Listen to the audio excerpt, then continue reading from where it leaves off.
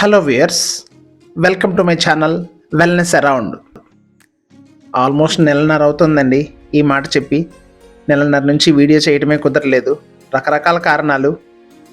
తుఫాన్ వల్ల కొన్నాళ్ళు, బిజినెస్ బిజీ కొన్నాళ్ళు, రోటరీ బిజీ కొన్నాళ్ళు, ఫీవర్తో కొన్నాళ్ళు, మొత్తం మీద నెలన్నర నుంచి అసలు నాకు వీడియో చేయడమే సాధ్యపడలేదు.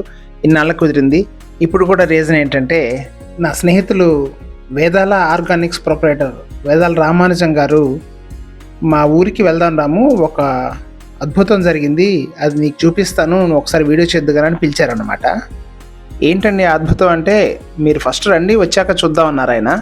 సరే అని నా కిలుగురం మీద ఆయన నేను ఇక్కడ నుంచి 65 కిలోమీటర్ల దూరం ఉన్న పెద్దవరం అనే గ్రామము, అది నగరం మండలంలో బాపట్ల జిల్లాలో ఉందండి. రేపల్లకి ఒక 7 నుంచి 10 కిలోమీటర్ల దూరంలో ఉంటుంది. అక్కడికి వెళ్ళి చూసిన తర్వాత నిజంగానే సంభ్రమాశ్చర్యాల్లో మునిగిపోయానండి. అద్భుతమనే చెప్పాలి. అదేమీ గారడీ కాదు, అలా అని మనల్ని వండర్ చేయడం కోసం క్రియేట్ చేయగలిగింది కూడా కాదు. సహజ సిద్ధమైన సనాతనమైన విధానాల్లో అవలంబించిన వ్యవసాయ పద్ధతి వల్ల ఎంతటి గొప్ప మేలు జరుగుతుంది అనేది ఈ సంఘటనే ఒక నిదర్శనం అన్నమాట. చూసిన వెంటనే ఎవరికైనా అవునా అని సంతోషంతో ఆశ్చర్యం, ఆనందం కలిగించే ఆ మహత్యాన్ని చూసేద్దామా?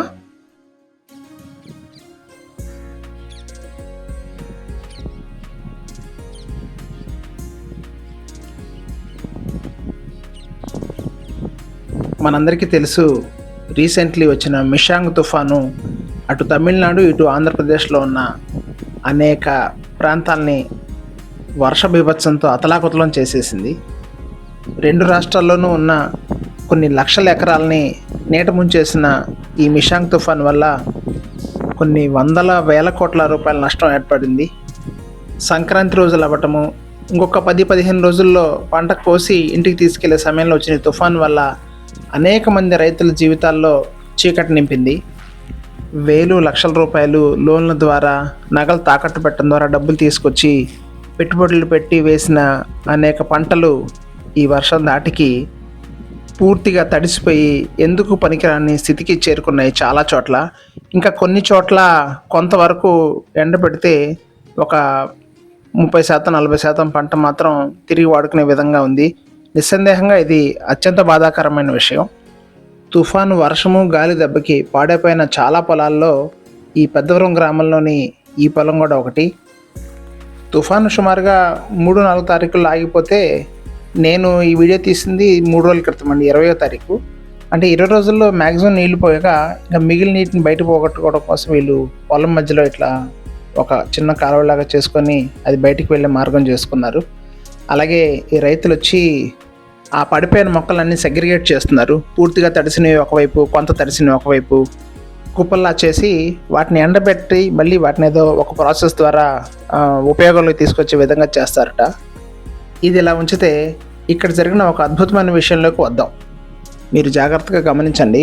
బీభత్సమైన వర్షము, భయంకరమైన గాలుల వల్ల పాడైపోయిన ఈ పొలం పక్కనే ఉన్న ఈ పొలంలో చూడండి, ఇక్కడేమో మొక్కలన్నీ పడిపోయినాయి. దీని పక్కనే ఉన్న పొలంలో ఒక్క మొక్క కూడా పడిపోలేదండి. చూడండి, ఈ గట్టుకి ఇటువైపు ఉన్న పొలము, అలాగే ఈ ఎడం వైపున్న ఈ పొలం పక్కనే ఉన్న ఈ పొలం మొత్తం రామానుజం గారి పొలం అన్నమాట. చూడండి, జాగ్రత్తగా అబ్జర్వ్ చేయండి. ఇక్కడేమో మొక్కలన్నీ పడిపోయి ఉన్నాయి, ఇక్కడ ఒక్క మొక్క కూడా పడిపోలేదు. టోటల్ ఆశాంతం ఈ 40 ఎకరాల్లోనూ వరే వేశారట ఈ సంవత్సరం. ఒక్క మొక్క కూడా కింద పడిపోలేదండి.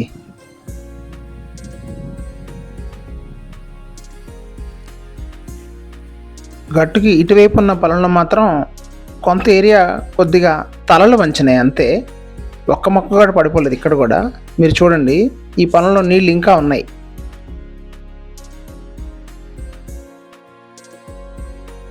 నీళ్ళు ఇంకా అలాగే ఉన్నాయి, అవి డ్రైన్ చేసే మార్గం కూడా లేదు దీనికి. బట్ స్టిల్ ఒక్క మొక్క కూడా పడిపోలేదు. చూడండి, ఆ పైన ఉన్న ఆ తలలు మాత్రం కొద్దిగా వంగినాయి. అది కూడా ఈ పర్టికులర్ ప్రాంతంలో మాత్రమే. మిగతా చోట్ల అయితే అసలు ఆ తలలు కూడా వంచలేదు. ఆల్మోస్ట్ బాగున్నాయి చెట్లన్నీ, మొక్కలన్నీ. ఆయన చెప్పడం ఏంటంటే, ఇంకొక 15 రోజులకి ఆ నీళ్ళు కూడా ఇంకిపోతాయి పూర్తిగా. అప్పుడు ఆటోమేటిక్గా ఈ ఏవైతే తలలో వంచి ఉన్నాయో అవి మొత్తం లేచి మళ్ళీ స్ట్రాంగ్ అవుతాయట. ఇంకొక 15 రోజుల్లో నాకు తెలిసి ఈ ఈ వరి కోత కూడా చేసేస్తారు. జాగ్రత్తగా గమనించండి. పొలంలో నీళ్లు చూడండి ఎంత ఉన్నాయో. మొక్కని ఒక 10 సెంటీమీటర్స్ మునిగేంత వరకు నీళ్లు ఉన్నాయి. ఇప్పుడు చూడండి, అయినా సరే ఆ మొక్కలు కింద పడలేదు. ఈ పక్కన ఏవైతే మొక్కలన్నీ పడిపోయినాయో ఆ పొలానికి ఎంత గాలి వాన వచ్చిందో ఈ పొలానికి కూడా అంతే స్థాయి గాలి అండ్ వాన వచ్చింది. చూడండి, ఇవేమో మొత్తం నేలమట్టం అయిపోయినాయి. ఇటువైపు పొలంలో ఏమో 100% అలా నిల్చొనే ఉన్నాయి. ఒక్క మొక్క కూడా పడలా.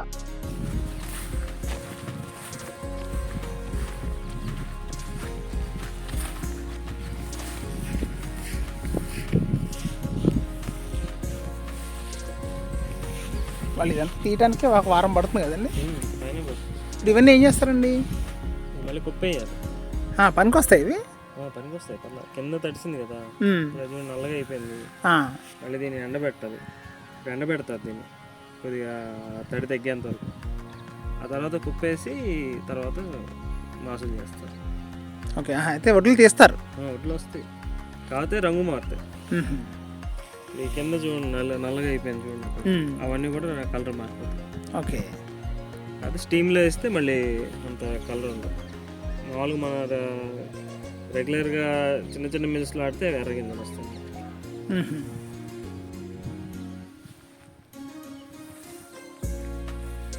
ఈ కొంత భాగం మేరే ఆ కంకులు తలలో ఉంచినాయి. ఆ ముందైతే అది కూడా లేదు, బాగా స్ట్రాంగ్గా నిలబడి ఉన్నాయి. అదిగోండి, ఆ కనుచూపు మీదంత వరకు ఈయన పొలాలే. ఇక్కడ చూడండి, చెట్టు మొదళ్ళు కూడా చూపిస్తున్నాను, ఎంత దృఢంగా ఉన్నాయి చూడండి. ఇవి నిన్న మొన్నటి వరకు కూడా ఒక 10 సెంటీమీటర్ల వరకు ఆ మొక్కలు మునిగిపోయేంత నీళ్ళు ఉన్నాయట. బట్ స్టిల్ చూడండి ఎంత దృఢంగా ఉన్నాయో. చాలా చాలా సంతోషంగా ఉందండి. అసలు ఈ రహస్యం ఏంటో ఆయన కనుక్కొని ఆయన మాటల్లో విందాము.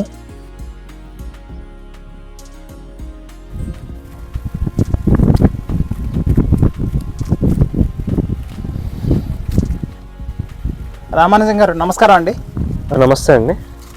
సార్, నిజంగానే మీరు చెప్పినట్టు నేను చాలా సంభ్రమాశ్చర్యాలకు గురయ్యాను. అసలు పక్కపక్కనే ఉన్న పొలాల్లో ఇంత తేడా ఏంటండి? ఆ పొలంలో అన్నీ పడిపోయినాయి, మీ పొలంలో ఒక్క మొక్క కూడా పడిపోలేదు. పైపొచ్చి ఇంకొద్ది రోజుల్లో పూర్తి పంట కూడా మీ చేతికి వస్తుంది. ఇది చాలా సంతోషకరమైన విషయం. అసలు ఇది ఎలా సాధ్యమైందో మా ప్రేక్షకులకి వివరిస్తారా అండి? తప్పకుండా అండి. మీరు మీ టైం తీసుకుని మా పొలం విజిట్ చేయడానికి వచ్చినందుకు మాకు చాలా సంతోషంగా ఉందండి. సో యాక్చువల్గా మేము ప్రకృతి వ్యవసాయం చేస్తాము. ఈ గొప్పతనం అంతా ప్రకృతి వ్యవసాయం యొక్క గొప్పతనం అండి. ఎందుకంటే ఆవును నమ్మి కనుక మనం చేస్తే ఎటువంటి ప్రకృతి విపత్తినైనా తట్టుకోగలమని మనం నిరూపించగలిగాము. మేము గత 6 సంవత్సరాలు పైబడి మనం ఈ ప్రకృతి వ్యవసాయం చేస్తున్నాము. దీంట్లో మనం ఆవు పేడ, గోమూత్రము, వాటర్ కలిపి 4 రోజుల నుంచి ఆ ద్రావణాన్ని ప్రతి 10 రోజులకు ఒకసారి స్ప్రే చేస్తామండి. ఈ పొలం అంతా అండి? మొత్తం. ఓకే, ఎన్ని ఎకరాలు ఉంటుందండి మీ పొలం? ఇది సుమారు 40 ఎకరాల దాకా ఉంటుందండి మనం చేసేది. 40 ఎకరాలకి ఎంత గోమూత్రం వాడాల్సి వస్తుందండి? అంటే ఎన్ని ఆవులు ఉంటే గోమూత్రం సరిపోతుంది? ఒక ఆవుతో మనం 30 ఎకరం చక్కగా చేయొచ్చు అండి. అవునండి, చక్కగా చేయొచ్చు. ఎందుకనంటే 5 లీటర్లు ఒక ఎకరానికి, ఒక 5 లీటర్లు ఆవు మూత్రము, 5 కేజీల ఆవు పేడ కావాల్సి వస్తుంది. ఓకే, సో మనకి ఆవు చాలా వేస్తుంది కాబట్టి రోజుకి పేడ 30 ఎకరం అనేది చాలా ఈజీగా చేయొచ్చు. ఓకే, సో ప్లస్ ఇది ఎటువంటి పెస్ట్ అయినా సరే కంట్రోల్ చేయగల శక్తి దాంట్లో ఉంటుందండి. ఓకే, ఎందుకనంటే ఈ సంవత్సరం మాకు నామ అనేది వచ్చింది, దాన్ని తెల్లదోమ అంటాము. అది చాలా మందికి వచ్చింది మా చుట్టుపక్కల పొలాలన్నింటిలో, కానీ మనకి ఎఫెక్ట్ అవ్వలేదు. ఓకే, ఎందుకనంటే ఈ ఆవు పేడ, ఆవు మూత్రం ఏం చేస్తుందంటే గుడ్లని పగలగొట్టే శక్తి దీంట్లో ఉంటుంది. ఆవు పేడలో అండి? ఆవు యూరిన్ కి ఆవు పేడ 2 కాంబినేషన్ ఉండటం వల్ల దానివల్ల అంటే ఇనీషియల్ వస్తుంది, తర్వాత గుడ్లు బయలుపోయిన తర్వాత ఏంటంటే వాటి యొక్క ఉత్పత్తి ఉండదు కాబట్టి దాని యొక్క దాన్ని ఏమంటాము ఎదుగుదల అనేది ఎక్కువ ఉండదు. ఓకే, దాని ఇంటెన్సిటీ తగ్గిపోతుంది మనకి బాగా. ఓకే, సో కొద్దిగా వస్తుంది, ఆగిపోతుంది అనమాట. మాకు చుట్టూ మొత్తం పొలం చుట్టూ రాలేదు. ఎడ్జెస్ లో ఎక్కడైతే పక్క చేనులో కొద్దిగా ఉందో ఆ ఎడ్జ్కి వచ్చింది తప్పితే మిగతా పొలం మొత్తం అది స్ప్రెడ్ అవ్వలేదు. ఓకే, సో ఆ విధంగా పక్క పొలాల వాళ్ళు అది వాడపోవడం వలన వాళ్ళ పొలం నుంచి మీకు కొంచెం వచ్చింది. వాళ్ళు ఆ నామ్ అనే దాన్ని కంట్రోల్ చేయడానికి 3 to 4 times స్ప్రేయింగ్ చేశారు. సార్ మొన్న వచ్చిన ఈ భారీ తుఫాన్ వల్ల మీ చుట్టుపక్కల పొలాలన్నీ పడిపోయినాయి. వరే వాళ్ళు కూడా వేసింది, మీరు వరే వేశారు. కానీ మీ 40 ఎకరాల పొలంలో కూడా ఎక్కడ ఒక్క చెట్టు కూడా పడిపోవడం నేను చూడలేదండి. దీనికి రహస్యం ఏంటండి? అదేనండి, మనం ఎప్పుడైతే ఈ ప్రకృతి వ్యవసాయం చేస్తామో పెరిగే మొక్క వేరు వ్యవస్థ చాలా బలంగా పటిష్టంగా ఉంటుందండి. ఓకే. దాని మూలన ఏంటంటే ఇది ఎంత పెద్ద గాల్లో వచ్చినా సరే పడిపోకుండా అది నిలబడి ఉంటుంది అనమాట. సో మన మామూలుగా ఈ కెమికల్ ఫార్మింగ్ లో ఏంటంటే దానికి వేరు వ్యవస్థ అంత పటిష్టంగా ఉండదు. ఓకే. సో ఎప్పుడైనా అంతే కదండి, ఆర్టిఫిషియల్ గా ఇచ్చిన దాని ఆర్టిఫిషియల్ గా మనం చేసిన దానికి సహజ సిద్ధంగా చేసిన దానికి కంపల్సరీ తేడా ఉంటుంది. ఈ వేరు వ్యవస్థ ఎప్పుడైతే పటిష్టంగా ఉంటుందో పెద్ద పెద్ద గాలను కూడా తట్టుకుని నిలబడగలుగుతుంది. ఈ వేరు వ్యవస్థ బాగా స్ట్రాంగ్ గా ఉండడానికి కారణము మీరు ఈ పంట వేసే ముందు భూమిని ఏమన్నా రెడీ చేయడం కోసం ఏదైనా విధానాలు అవలంబిస్తారండి, లేదంటే మీరు ఎంచుకున్న వంగడంలో ఆ తేడా ఉంటుందా? విధానమేనండి. ఎందుకనంటే మేము ఫస్ట్ స్టార్టింగ్ ఇయర్స్లో ఆముదం పిండి, వేరుశెనగ, నూచెక్క, కొబ్బరి పిండి, ఆముదము, వేప ఇట్లాంటివన్నీ బాగా వాడామండి. ఇది 40 ఎకరాలకు కూడా మొత్తం వాడామండి. దాని యొక్క ఈల్డింగ్ ఇప్పుడు మాకు కనబడుతుంది.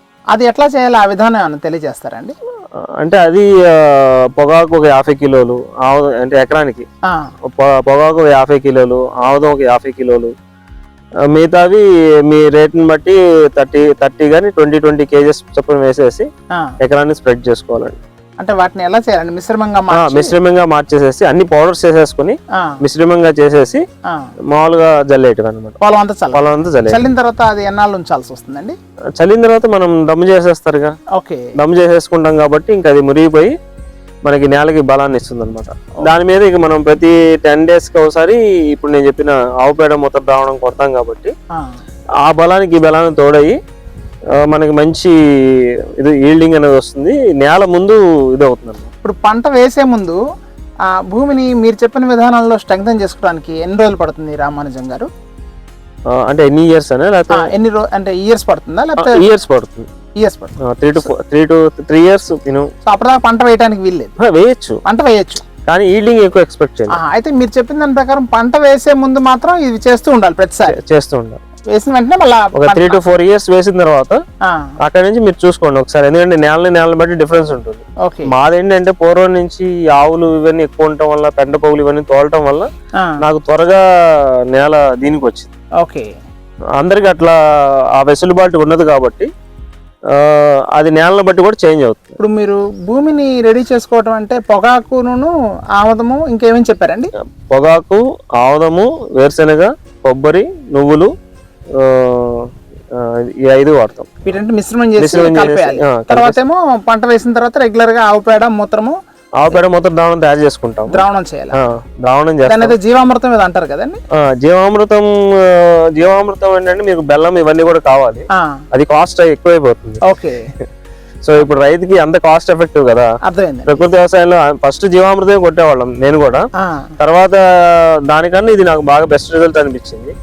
సో దాంతో ఏంటంటే ఈ బెల్లము, పప్పుల పొడి దీంట్లో కలపాల్సిన అవసరం లేదు. సో దీంట్లో ఏంటంటే ఏమైనా పురుగు కానీ ఏమైనా ఉంటే కనుక దీంట్లో ఇంగువ కలుపుతాం. ఓకే. ఏదండి? ఈ ఆవు పేడ మొత్తంలో ఇంగువ కలుపుతాం. ఓకే. లేకపోతే ప్లెయిన్ కొడతాం అనమాట. పురుగు ఉన్నప్పుడు మాత్రం ఇంగువ కలిపి ఇంగువ ద్రావణం కొడతాము. ఎన్నాళ్ళకి ఒకసారి ఇది కొడుతూ ఉంటారండి? ఇది 10 రోజులకు ఒకసారి కొడతామండి. పురుగు ఉన్నప్పుడు మాత్రం ఇంగువ కలిపి కొడతాం. కొట్టినప్పుడు మీకు చక్కటి కంట్రోలింగ్లోకి వచ్చేస్తుంది. ఎందుకంటే మేము ఈ సంవత్సరం చాలా అసలు మేము నీళ్ళని చెప్పాలి, పెస్ట్కి మేము ఆర్టిఫిషియల్ కెమికల్స్ వాడటము. అసలు కెమికల్స్ వాడము, ఎప్పుడు వాడరు. ఇంగు ద్రావణం కూడా చాలా తక్కువ వాడాం. ఓకే. ఓకే. ఇప్పటిదాకా మీరు వ్యవసాయం మొదలెట్టిన తర్వాత మీరు ఇప్పటిదాకా ఎటువంటి కెమికల్స్ వాడలేదా అండి? వాడలేదు. వ్యవసాయం మీరు ఎన్ని సంవత్సరాలుగా చేస్తున్నారండి? 6 నుంచి 7 సంవత్సరాలు పడుతుంది. 7 సంవత్సరాలు. దానికి ముందు మీరు ఏం చేసేవారండి? నేను అంతకుముందు సాఫ్ట్వేర్లో ఉండేవాడిని అండి. ఓకే. సాఫ్ట్వేర్ మానేసే సీట్ వచ్చారా? అది చేస్తూ ఇది చేస్తున్నారండి? ఫస్ట్ 1 year అది ఇది 2 సైమల్టేనియస్ గా చూసాను, కానీ దాన్ని మీట్ అవ్వలేకపోయాను నేను. ఓకే. అదే నేను బెంగళూరులో చేసేవాడిని. సో అక్కడ ఇక్కడ చూసుకోవడానికి కష్టం అయిపోయేది. ఓకే. సో దాంతో ఇక నేను నా సాఫ్ట్వేర్ జాబ్ మానేసేసి. ఎందుకని అది మానేసేసి సుఖంగా ఏసీ రూమ్ లో కూర్చొని చేసేది వదిలేసేసి ఇలా పొలంలో కష్టపడటం కోసం వచ్చారు రామానుజం గారు? అంటే నేను నా లాస్ట్ ప్రాజెక్ట్ బ్రెస్ట్ క్యాన్సర్ మీద చేశానండి. అంటే ఏం చేశారండి? బ్రెస్ట్ క్యాన్సర్ మీద మేము ఒక యాప్ డెవలప్ చేసింది మా కంపెనీ. చేసినప్పుడు మేము ఏంటంటే డేటా గ్యాదర్ చేయటము, ఈ విజిట్ చేయటం ఇవన్నీ ఉండేవి. సో చేసినప్పుడు ఏంటంటే నేను తిరుపతి ఎక్కువ క్యాన్సర్ హాస్పిటల్ విజిట్ చేసేవాడిని. సో అక్కడ డేటా తీసుకున్నప్పుడు నాకు అర్థమైంది ఏంటంటే రాబోయే రోజుల్లో ఎక్కువ మంది క్యాన్సర్తో చనిపోతారని నాకు తెలిసింది, సస్పెక్ట్ చేశాను అనమాట. సో దాంతో ఇంకప్పుడు నాకు అనిపించింది మనము ఏది చేస్తే కనుక మనము దీని నుంచి దాన్ని ఏమంటాం ప్రివెంట్ చేయగలం మనం చూస్తే, అప్పుడు ఒక ఆయన ఆవు మూత్రంతో ఇక్కడ క్యాన్సర్ పేషెంట్స్ ట్రీట్మెంట్ చేసేవాళ్ళు. సో అది తెలిసిన తర్వాత సరే ఆవుతో మనం చేయొచ్చు అనేసి తెలిసి ఇంటికి వచ్చి చూస్తే మా ఇంట్లో ఎప్పటి నుంచో ఆయుర్వేదం ప్రాక్టీసెస్ ఉన్నాయి. మా నాన్నగారిని అడిగాను నేను, ఇట్లా చేయొచ్చా అంటే మా డాడీ కూడా చేయొచ్చు అన్నారు. సో ఇంట్లో ఆయుర్వేదం నాలెడ్జ్ ఆల్రెడీ ఉంది కాబట్టి దాంతో మేము ఈ ఆవు రిలేటెడ్ ఇవన్నీ చేసుకుని ఈ ప్రకృతి వ్యవసాయం స్టార్ట్ చేస్తూ ఇవన్నీ చేసాం. ఇప్పుడు ఈ పొలం అంతా మీ పెద్దల నుంచి వచ్చిందండి మీకు? అవునండి. 40 ఎకరాలు పంట అంటే ఈ రోజుల్లో మామూలు విషయం కాదు కదా. మీ నాన్నగారు వ్యవసాయం చేసేవారా? వ్యవసాయం చేస్తారు. సో ఆల్రెడీ వ్యవసాయ కుటుంబంలో ఉన్నారు కాబట్టి మీకు ఈ పద్ధతులన్నీ కొంచెం తొందరగా మంట పట్టినాయి. చిన్నప్పటి నుంచి కూడా కొద్దిగా అలవాటు ఉంది. పొలం వెళ్ళేవాళ్ళం, కుప్పలు కొట్టేటప్పుడు చేసేటప్పుడు పొలం చేస్తుండేవాళ్ళం కాబట్టి. సో మా నాన్నగారు కూడా మేము ఇక్కడికి వచ్చినప్పుడు కూడా కొద్దిగా ఈ ఆవు పేడల ఇవన్నీ ఎత్తించడం చేయించేవాళ్ళు. సో దాంతో అలవాటు ఉండటం వలన నాకు ఇంకా సులువైంది అనమాట. ఓకే. ఇప్పుడు మీలాంటి వాళ్ళని చూసి ఇట్లా ఈ ఆర్గానిక్ వ్యవసాయం చేయటం వల్ల జరిగే బెనిఫిట్స్ ఇవన్నీ విని నాలాంటి ఉత్సాహవంతులు ఒక పొలాన్నే వ్యవసాయం చేయడాన్నే ప్రధాన వృత్తిగా ఎంచుకొని వస్తే వాళ్ళు లాభాల్లోనే ఉంటారండి, నష్టపోవడానికి ఛాన్సెస్ ఉంటూ ఉంటాయా? వ్యవసాయంలో నాకు తెలిసి నష్టం ఉండదండి, లాభం ఉంటుందని కూడా నేను అన్ను. కాకపోతే నష్టం అయితే ఉండదు. మీరు పెట్టిన పెట్టుబడి వస్తుంది, దాని మీద కొద్దిగా మిగులుతుంది. అయితే జీవన విధానం ఆరోగ్యకరంగా ఉంటుంది. పశువులతో ఉంటాము, నేచర్తో ఎక్కువ ఉంటాము. ఇట్లా ప్రకృతి వ్యవసాయం చేయడం వల్ల మనము చాలా ఆరోగ్యంగా ఉంటాం. అంతకుముందు మనం ఆరోగ్య పరిస్థితి బాగుండకపోయినా సరే మన శరీరంలో మార్పులు మనకే తెలుస్తాయి. సో అది చాలా బాగుంటుంది యాక్చువల్లీ. సరే, ఇప్పుడు ఈ వ్యవసాయం మొదలెట్టి ఈ ఫలాలు వచ్చిన తర్వాత మీరు ఈ వేదాల ఆర్గానిక్స్ స్థాపించారా, లేకపోతే దానికి ముందే అది స్థాపించిన తర్వాత దీంట్లోకి వచ్చారా అండి? లేదండి, ఫస్ట్ వ్యవసాయం స్టార్ట్ చేసాము. సాఫ్ట్వేర్ నుంచి ఇటు వచ్చి వ్యవసాయం స్టార్ట్ చేసాము. స్టార్ట్ చేసిన తర్వాత వేదాల ఆర్గానిక్స్ అనేది స్టార్ట్ చేసాము. మీ వేదాల ఆర్గానిక్స్ ప్రొడక్ట్స్ గురించి మనం సపరేట్గా ఇంకో వీడియో చేద్దామండి. తప్పకుండా. సో ఇవాళ మన ఇక్కడికి వచ్చిన ఉద్దేశంలో సంబంధించి నేలని రెడీ చేసుకొని ప్రకృతి పరంగా సహజ వ్యవసాయ పద్ధతుల్లో నేలను రెడీ చేసుకొని పూర్తిగా సనాతన పద్ధతులను పాటిస్తే ఈ భూమి బలంగా ఉంటుంది, మొక్క కూడా బలంగా ఉంటుంది, ఎటువంటి పెను తుఫాన్లైనా ఎదుర్కొనే శక్తి వీటికి ఉంటుంది. అలాగే వీటి నుంచి వచ్చే ఫలం అంటే బియ్యం కానీ, నువ్వులు కానీ, మినుములు కానీ, మీరు వేసే ఉత్పత్తులు అవి కూడా చాలా క్వాలిటీతో ఉంటాయని. క్వాలిటీ ఉంటాయే కాదండి, అవి తినటం వలన ఇప్పుడు మా రైస్ తిని మా కస్టమర్స్ నేను ఎప్పుడన్నా కొద్దిగా లేట్ అయితే వేరే రైస్ తిన్న తర్వాత వాళ్ళకి డిఫరెన్స్ తెలుస్తుందండి. సో ఎందుకంటే దీన్ని తిన్న తర్వాత మనకుండే ఎనర్జీ లెవెల్స్ కానీ ఇవి కానీ చాలా డిఫరెంట్ గా ఉంటాయి. అది తిని అనుభవిస్తే గానీ అది మనం మాటల్లో చెప్పలేము. లేట్ అయితే అనే పదానికి చిన్న కనెక్షన్ ఇవ్వడం కోసం నేను మాట్లాడుతున్నాను. నాకు తెలుసు మీరు మీ పొలంలో పండిన పంటని అమ్మటం అయిపోయిన తర్వాత మీరు బయట తీసుకొచ్చి అమ్మటం లేదు. నేను ఒకసారి అలాగే వస్తే వాళ్ళు చెప్పారు, మీ అమ్మగారు ఉన్నట్టున్నారు షాప్లో, మా దగ్గర పండిన బియ్యం అయిపోయినాయండి అంటే వేరే తీసుకొచ్చి ఇవ్వచ్చు కదంటే మేము వ్యాపారంగా చేయట్లేదు, ఓన్లీ మా దగ్గర మేము పండించిన పద్ధతిలోనూ మాత్రమే అమ్ముతామని చెప్పారు. నిస్సందేహంగా దాని మీద మనం సపరేట్ వీడియో చేద్దామండి. ఇప్పుడు కొత్తగా వచ్చే రైతులకి ఈ భూమి చదును చేసే విషయం కానివ్వండి, పంట పండించే చిట్కాలు కానివ్వండి, ఎవరైనా మిమ్మల్ని అడిగితే మీరు వాళ్ళకి సలహాలు ఇస్తారా సార్? తప్పకుండా అండి, అంటే ఎక్కువ మంది రావాలండి. ఎందుకంటే ఈ క్యాన్సర్ అనే దాన్ని కనుక మనం అరికట్టకపోతే రేపు పుట్టబోయే ప్రతి బేబీకి క్యాన్సర్ ఉండే ఛాన్సెస్ చాలా ఎక్కువ ఉందండి. అవునండి, ఈ మధ్య కాలంలో చూస్తున్నాం ఏ క్యాన్సర్ ప్రతి ఊర్లో, అంతకుముందు ఎక్కడో 15-20 ఊళ్ళకి ఒక క్యాన్సర్ హాస్పిటల్ ఉంటే ఇప్పుడు ప్రతి ఊర్లో 10-15 హాస్పిటల్స్, క్యాన్సర్ హాస్పిటల్స్ ఉంటున్నాయి. ప్రతి క్యాన్సర్ హాస్పిటల్లో 30 నుంచి 50 మంది ఎవ్రీడే ఓపీ ఉంటున్నారు. నిస్సందేహంగా ఇది చాలా చాలా డేంజరస్ అండి. ఎక్కువ మంది యువకులు కనుక ఈ విధంగా అవేర్నెస్ తెచ్చుకుని వ్యవసాయంలోకి వస్తే మనము మన భావితరాల వాళ్ళని మనం రక్షించుకున్న వాళ్ళం అవుతాం. లేకపోతే కనుక రాబోయే రోజులు చాలా గడ్డు కాలం అనేది చెప్పాలి. ఎందుకంటే ఇప్పుడు ఎక్కువ మంది వ్యవసాయం మానేసేసి చాలా చాలా వాటిలోకి వెళ్ళిపోతున్నారు. నేను యంగ్స్టర్స్ రిక్వెస్ట్ చేసేది ఏంటంటే వ్యవసాయాన్ని ఒక దీనిగా ఆపర్చునిటీ జీవన విధానంగా మార్చుకుని ఎక్కువ మంది దీంట్లో రావాలని నేను కోరుకుంటున్నాను. ముఖ్యంగా రైతుల కుటుంబాల్లో ఉన్న పిల్లలే వ్యవసాయం మానేసేస్తున్నారండి. అది చాలా బాధాకరమైన విషయం. అది ఒక సామెత ఉందండి, ఆ ఒక సామెత మన సిస్టమ్ అంతా చెడగొట్టిందండి. ఆ సామెత ఏంటంటే, నువ్వు చదువుకోకపోతే నీకు 2 గేదెలు కొనిస్తాను, నువ్వు దాన్ని పేడ పెంచుకుంటూ బతకాల్సి వస్తుందిరా అని చెప్పి దాన్ని చిన్నతనంగా చేసి మాట్లాడటం వల్ల వ్యవసాయం అనేది చాలా చిన్నగా చూస్తున్నారు. ఇప్పుడు ఈ రోజు పల్లెటూరులో పేడ ఎత్తడానికి కూడా మొహమాట పడుతున్నారండి పిల్లలు.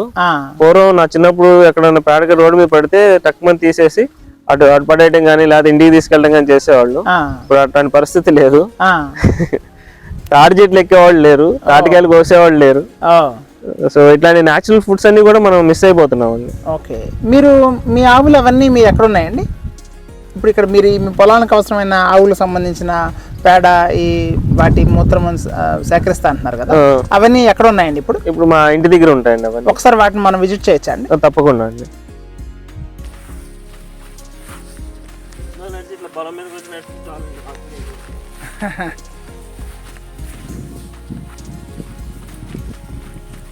వేదాల రామానుజం గారి ఇల్లు ఇదేనండి, పెద్దవరం గ్రామంలో ఉంది.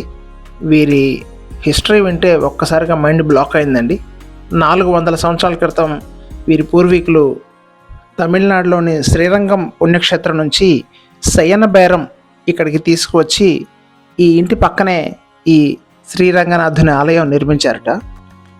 అదే ప్రాంగణంలో ఈ గుడి పక్కనే రామానుజం గారి ముత్తాత గారు 125 సంవత్సరాల క్రితం ఈ ఇంటిని నిర్మించారట. ఈ ఇంటి ఎదురుగుండానే పండించిన పంటను దాచుకునే ఒక బిల్డింగ్, దీన్ని ఏమంటారు? వడ్ల కొట్లు అంటారు. ఏమంటారు రామానుజం గారు? వడ్ల కొట్టుట. ఇది అద్భుతంగా ఉంది. ఇది వడ్ల కొట్టు. ఇది కూడా 125 ఏళ్ల క్రితమే నిర్మించారు. ఆ ఇల్లు కట్టేటప్పుడు సున్నం కలపడం కోసం వాడిన రాయిట ఇది. సున్నంతో కట్టడాలు చూడండి, 125 సంవత్సరాల క్రితం కూడా ఎంత బాగుంది అంటే, ఈ రోజుల్లో మనం చాలా హై గ్రేడ్ సిమెంట్లు వాడుతున్నా సరే అవి కరెక్ట్గా 30-40 ఏళ్ళకే పెచ్చుడిపోతుంది జరుగుతుంది. ఇటు ఈ బిల్డింగ్ కానివ్వండి, ఇది కానివ్వండి. ఒకసారి లోపలికి వెళ్ళి చూద్దాం. వారు పొలం కోసం వాడే ఆవుల యొక్క గోశాల ఇంటి లోపల ఉందని చెప్పారు. సో ఇప్పుడు వారి ఇంట్లోకి వెళ్తున్నాం మనం.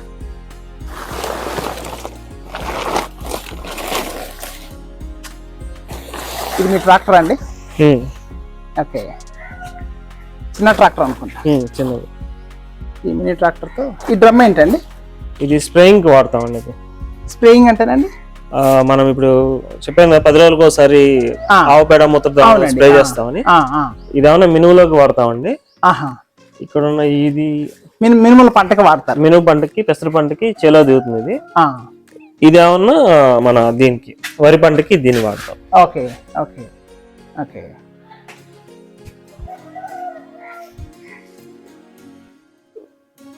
మీకు ఇది గుమ్మం చూసారు ఎట్లా ఉందో? ఈ రోజుల్లో ఏమాత్రం ఊహించలేండి. అమ్మ బాబాయ్, తలుపు ఎంత బాగుందండి, ఎంత అద్భుతంగా ఉందండి. ఈ చెక్క ఈ రంగు ఉంటేకంట అలాంటిదేనా అండి? నాకైతే ఐడియా లేదండి. రంగుంటేకే అంటారు, ఏమో నాకు తెలియదు. చాలా సంవత్సరాలు క్రితం. ఇదిగోండి, చార్మినార్కి తాజ్మహల్ ఏ ఫినిషింగ్ ఉంటుందో మీకు అదే ఫినిషింగ్ ఉంటుంది చూడండి. Okay okay. అందుకనే రైన్ వాటర్ పడినా దీని మీద నిలబడు. ఓకే, ఆ స్మూత్నెస్ అట్లా ఉంటుంది అన్నమాట. ఎప్పుడైనా చార్మినార్ కానీ మీరు వెళ్ళుంటే అక్కడ దాని మీద చూడండి ఎట్లా ఉంటుంది, స్మూత్ ఫినిషింగ్ అన్నమాట. ఇట్లా. రామానుజం గారు, అమ్మగారు నమస్కారం అండి. హలో.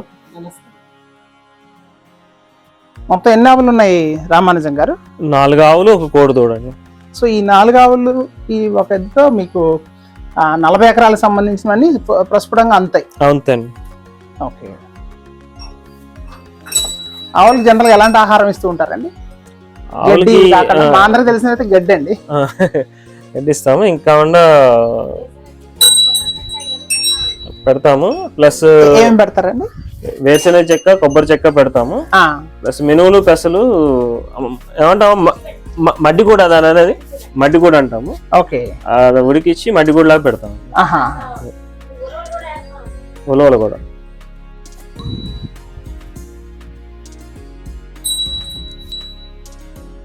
ఈ చెట్లన్నీ ఏంటి రామానుజం గారు? ఈ కొబ్బరి తోట వేసామండి. కొబ్బరి తోట అంటే ఇక్కడ ఎంత ప్లేస్ ఉందండి? ఇది ఆల్మోస్ట్ యాక్చువల్ మొత్తం అంతా కలిపి 2 acres ఉందండి ఇది. ఆహా. దీంట్లో ఒక ఆల్మోస్ట్ 1 acre ఉండి ఉంటుంది. 1 acre కొబ్బరి తోట. ఎన్ని చెట్లు పట్టినాయండి? ఒక 200 చెట్లు వేసామండి. 200 చెట్లు. ఓ, ఇవి ఈల్డింగ్ రావడానికి ఎన్ని సంవత్సరాలు పడుతుందండి? వాళ్ళు చెప్పింది 3 years చెప్పారు.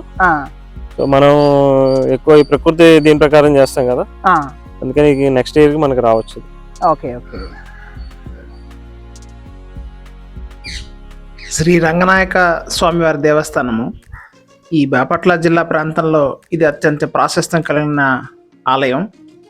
రామానుజం గారి ముత్తాతలు శ్రీరంగం నుంచి తీసుకొచ్చిన శయన బేరంతో ఇక్కడ ఈ ఆలయం నిర్మించడం జరిగింది. రామానుజం గారు ఇప్పుడు 6వ తరం అన్నమాట. సుమారుగా 350 నుంచి 400 సంవత్సరాల క్రితం వారు ఆ శయన బేరాన్ని ఇక్కడ తీసుకొచ్చి ఈ ఆలయం నిర్మించడం జరిగిందన్నమాట. దేవాదాయ శాఖ వారి పరిపాలనలో ఉన్న ఈ ఆలయానికి ధర్మకర్తలు రామానుజం గారి కుటుంబీకులే. ఈ ఆలయం లోపల పూర్తిగా వీడియో తీయడానికి పర్మిషన్ లేదు కానీ కొంతవరకు కవరప్ చేశాను. ఆ దర్శన భాగ్యం అయితే లభించింది. అత్యద్భుతంగా ఉందండి, ఒళ్ళు పులకరించింది ఈ అతి పురాతనమైన ఈ ఆలయంలో దైవ దర్శనం లభించినప్పుడు. అంతేకాకుండా నాకు స్వామివారి శేష వస్త్రం కూడా ఒకటి బహుకరించారు. నా జీవితంలో మొట్టమొదటిసారి ఒక శేష వస్త్రాన్ని నేను పొందడం జరిగింది. నా జీవితాంతం నేను దాన్ని చాలా జాగ్రత్తగా పదిలపరుచుకుంటాను.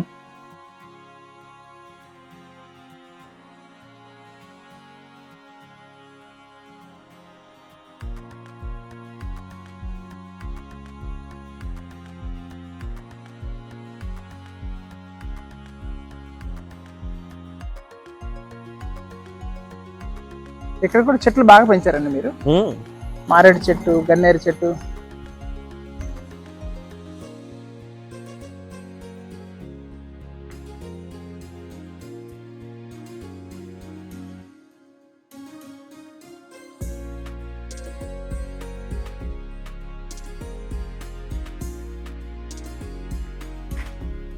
దీన్ని ఆనుకునే వీరి ఇల్లు. ఈ ఇల్లు మాత్రం ఒక 125 సంవత్సరాల క్రితం కట్టింది. అంతకుముందు వేరే ఇల్లు ఉండేదిట, అది తీసేసి ఈ విధంగా కట్టారు. ఇందాక మనం చూస్తుంది ఇక్కడ ఒక పాఠశాల కూడా వీళ్ళ స్థలాన్ని వీళ్ళు ఇచ్చారు.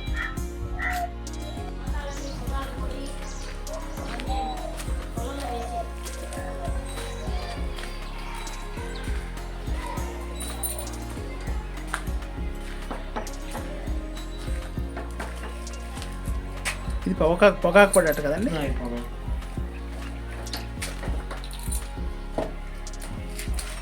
చేతికొచ్చిన వరి ధాన్యాన్ని బస్తాలో నింపి వీళ్ళు ఇలా వడ్ల కట్టులో భద్రపరుస్తారట. 1 సంవత్సరం తర్వాత వీటిని బయటికి తీస్తారట. చూడండి ఎంత చక్కగా నీట్గా పేర్చారో. పూర్వకాలం ఈ పద్ధతిని అవలంబించారు. ఇప్పుడంతా స్టీమ్ బియ్యం వచ్చేస్తుంది. అంటే పంట పండించిన తర్వాత కొత్త బియ్యం అంటారు కదా, అది అన్నం ఒదుగవదు, బిరుసుగా కూడా ఉంటూ ఉంటుంది. అదే పాత బియ్యం అయితే చక్కగా ఉడుకుతుంటుంది, తిన్న తర్వాత అరుగుదల కూడా చాలా తేడా ఉంటుంది. ఇలా పాత పద్ధతిలో వీళ్ళు ఇలా దాన్ని భద్రపరిచి బయట తీసిన తర్వాత రైస్ మిల్లులో బియ్యంగా మార్చి వాటిని 25 kg బస్తాలుగా మార్చి వాళ్ళ వేదాల ఆర్గానిక్స్లో అమ్ముతూ ఉంటారనమాట.